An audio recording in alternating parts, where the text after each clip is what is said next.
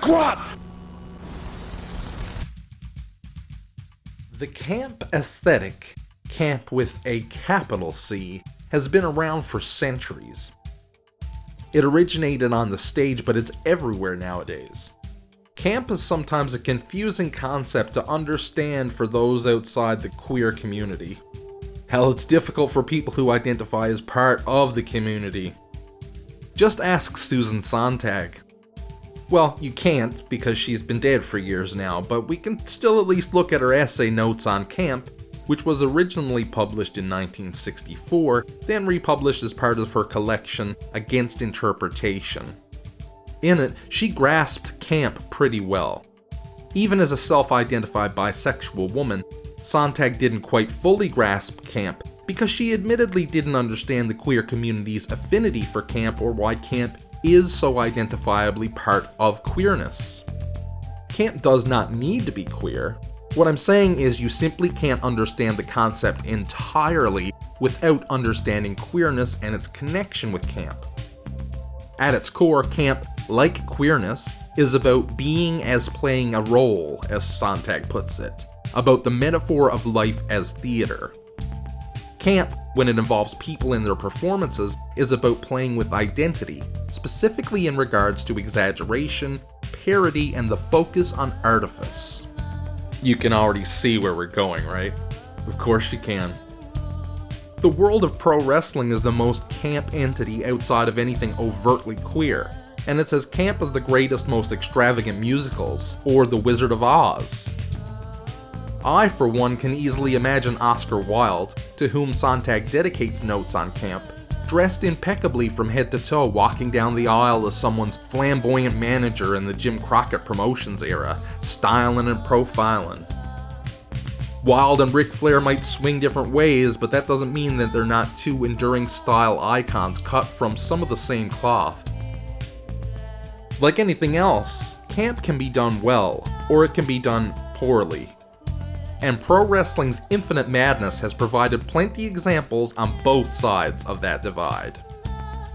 If we look at the wrestling world from Sontag's perspective, and a dash of my own, we're able to see how camp has long been part of good old American wrestling, and just how that's been reflected over the past 30 years, and where camp's hopefully taking pro wrestling in the future. Whatever's going on in the world is magnified 100 times in wrestling. Camp can go disastrously wrong, yet when it's good, it is so damn good. One campy title that bridges the worlds of musical theater and film is the Rocky Horror Show / the Rocky Horror Picture Show. And the reason Rocky Horror in both its iterations has become so famous is because its camp aesthetic hits all the right notes, using satire, drag itself, and horror comedy as a way of subverting the dominant heteronormative Western culture. Rocky Horror evokes all manners of queerness, as well as transness, in order to make fun of the way society is constructed around heteronormativity. A hetero wedding at the beginning of the story gives way to a straight couple being stranded in a gothic castle later that evening, where a pansexual cross-dressing mad scientist introduces them to a hidden part of society they never knew existed. The camp in Rocky Horror is everywhere, from its musical numbers and its performances and characters, to, most vividly, its costume and set design.